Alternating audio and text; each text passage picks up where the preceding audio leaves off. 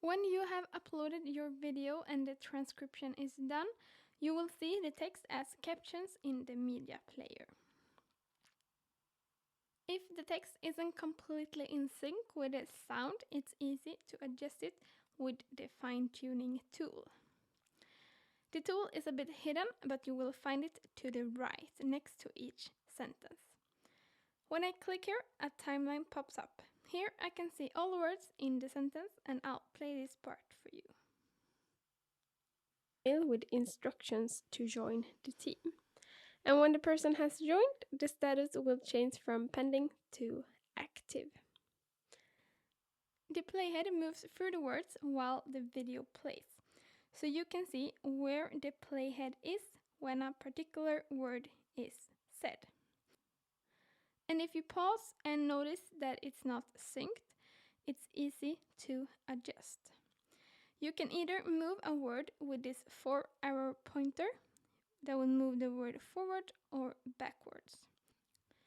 Or you can lengthen or shorten a word by dragging the sides with this double arrow pointer. Working with this can be a bit tricky, and it's usually about the details. And when you start, it can be hard to stop. Keep in mind that in the timeline, every single word is its own block. But in the video, a text block contains several words. So the most important thing is to make sure that the first and last word in every text block in the media player is synced correctly.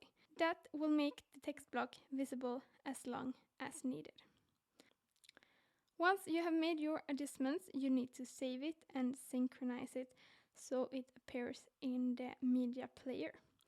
You click on Save here, and then you press the Synchronize button here. After doing that, you will be able to see the changes in the media player as well. And if you need to do more adjustments, you just click on the fine-tuning tool again.